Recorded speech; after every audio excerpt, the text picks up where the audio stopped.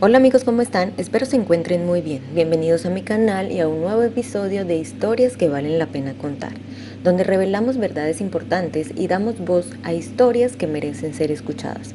Yo soy Daniela Montañez y hoy vengo a contarles una historia ocurrida en Colombia.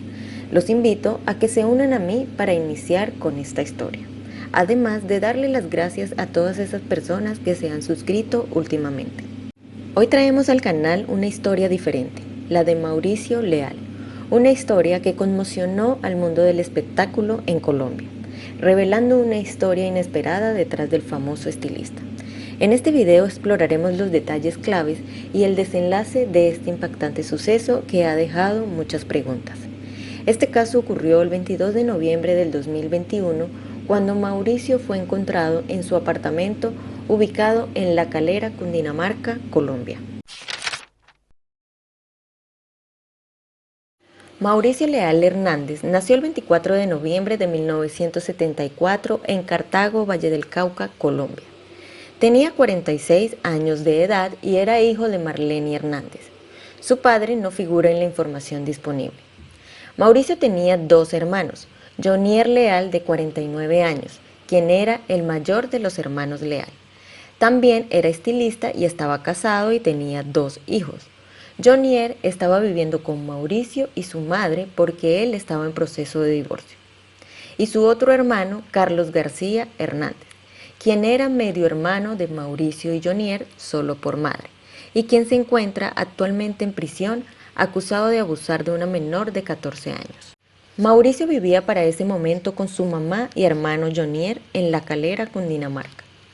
Mauricio comenzó su carrera de estilista profesional como ayudante en una peluquería de Cali, barriendo pisos y sirviendo cafés, y era llamado el niño genio. Sus familiares y muy allegados lo llamaban Maito.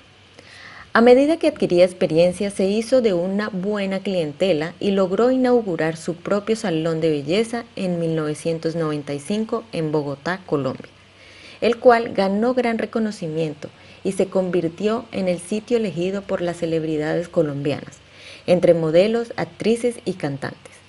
Era el encargado personal de ser estilista de personalidades de la televisión colombiana como Carolina Cruz, Lina Tejero, Laura Cuña, Cristina Umaña, Andrea Serna, Andrea Nocetti, Fanny Lu y de una de sus mejores amigas, Chaira.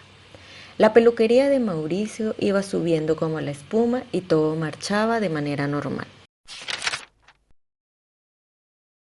Según las investigaciones, en la mañana del 22 de noviembre, alrededor de las 6:20 de la mañana, Mauricio le envía un mensaje a Yair Ruiz, quien era su amigo y chofer, y le dice que no le llevara a la señora que le ayudaba con la limpieza de su casa porque quería dormir hasta tarde. Pero a Yair le pareció raro, porque eso no era habitual en él, ya que él era muy adicto a su trabajo.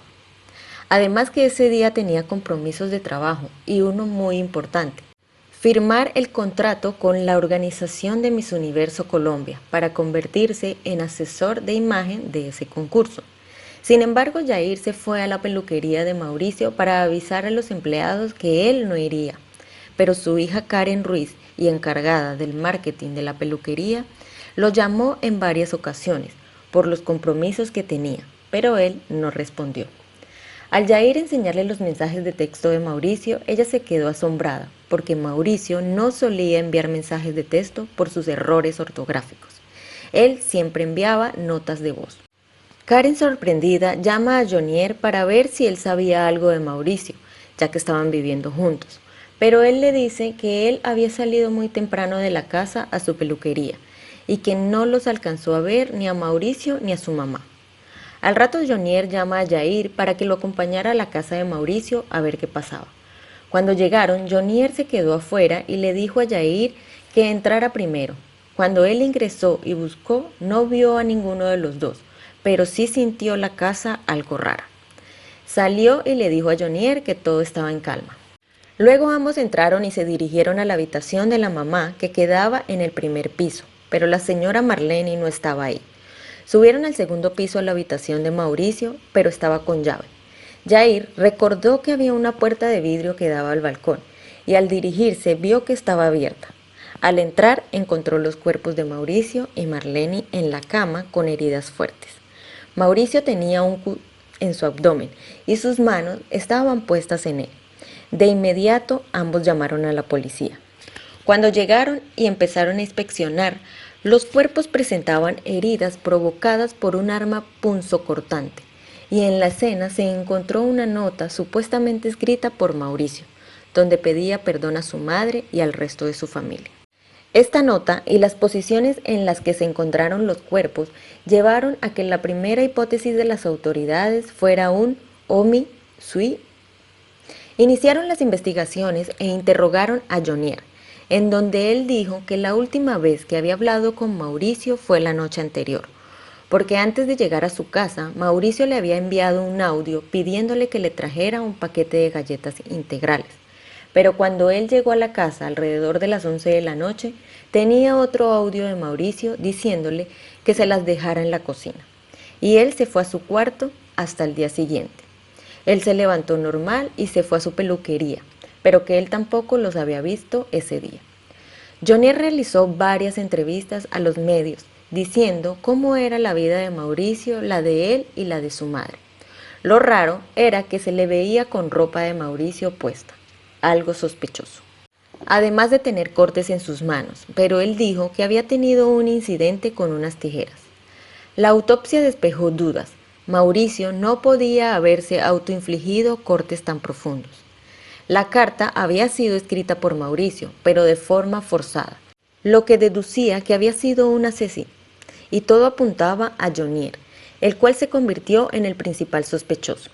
Se reconstruyó la escena y se dijo que primero Jonier le quitó la vida a su madre Marlene en su habitación. Después fue al cuarto de Mauricio para obligarlo a escribir la carta y luego quitarle la vida. Y finalmente trasladó el cuerpo de su madre al cuarto de Mauricio.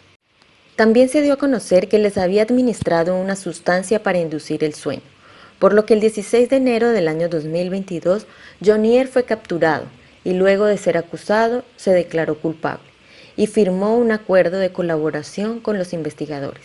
Según la Fiscalía, Jonier Leal hizo lo que hizo por motivos económicos y porque siempre le tuvo envidia a Mauricio. El 14 de junio del año 2024, casi 3 años después de los hechos, se celebró la audiencia penal en donde Jonier Leal fue condenado a 55 años y 3 meses de prisión por el doble homicidio de su hermano y de su madre.